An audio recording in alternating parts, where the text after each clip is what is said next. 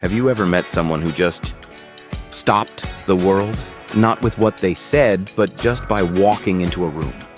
Someone so massive, so singular that for a moment, everything else just faded away. That was the experience of being in the presence of André the Giant.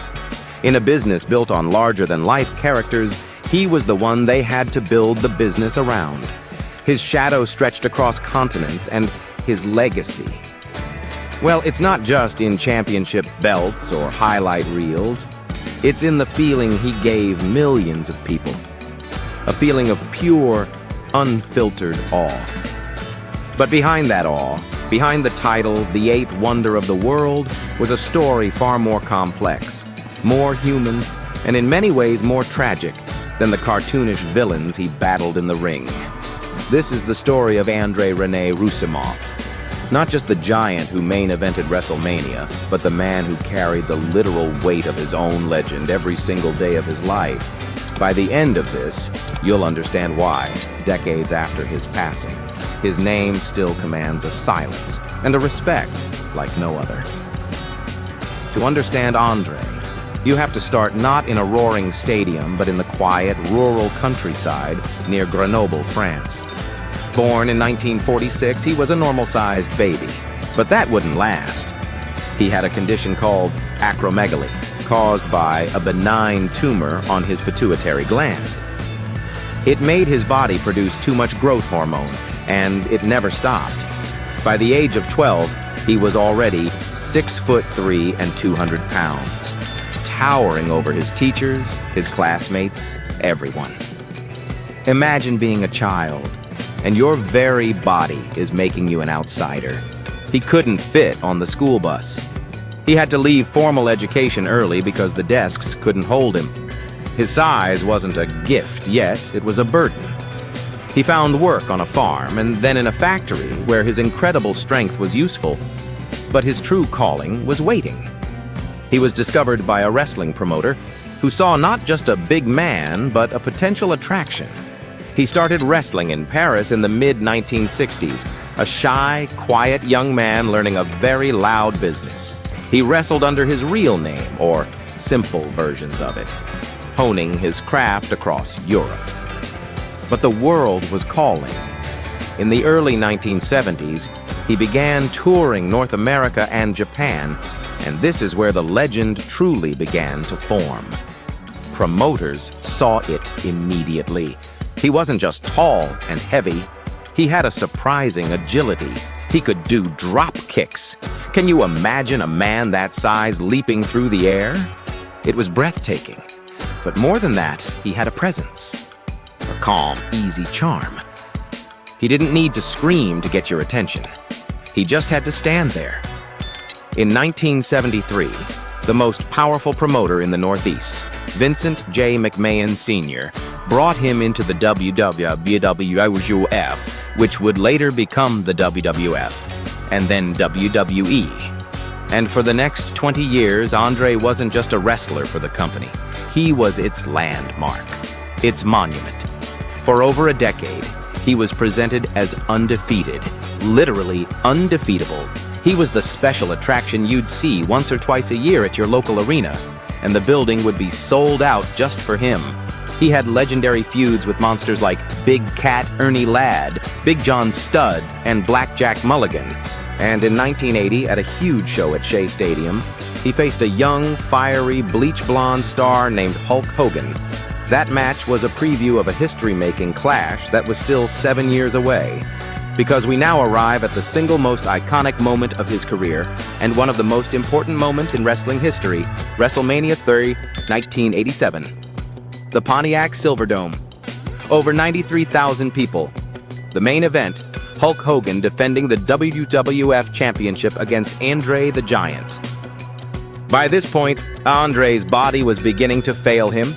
The acromegaly was taking a severe toll on his back and his joints. But the story was perfect. The unstoppable force, the undefeated giant, now under the management of the sneering Bobby the Brain Heenan, had turned villain. He wanted Hogan's title. The buildup was electric, and in the match, it happened. After a monumental struggle, Hogan did the unthinkable. He lifted the 500-plus pound André off his feet, slammed him to the mat, and scored the pin. The crowd explosion was atomic. That image of Hogan holding André aloft became the defining image of 1980s pop culture wrestling. It wasn't just a win, it was a passing of the torch, the ultimate hero overcoming the ultimate obstacle. It cemented the WWWF's place in the mainstream forever. But André's story didn't end there. His villain turn refreshed his character. And in one of wrestling's most controversial moments in 1988, he actually won the WWF Championship from Hogan on a television show called The Main Event, thanks to a fast count from a crooked referee. He then immediately sold the title to the $1 Million Man, Ted DiBiase. That act of corporate villainy led directly to the tournament to crown a new champion at WrestleMania IV. Even near the end of his in-ring career, he was still the central plot device. And he wasn't done winning gold. In 1990, he teamed with Haku to win the WWF Tag Team Championships, proving he could still deliver when it mattered. Now, while wrestling was his profession, many people today know André from somewhere else entirely: the screen. His guest spots on shows like The $6 Million Man and The Greatest American Hero were fun, but his role in the 1987 film The Princess Bride is what immortalized him in a different way. As Fezzik, the gentle giant with a heart of gold and a love for rhyming, he showed his true nature. That warmth, that kindness, that was the real André. It's said the cast and crew adored him.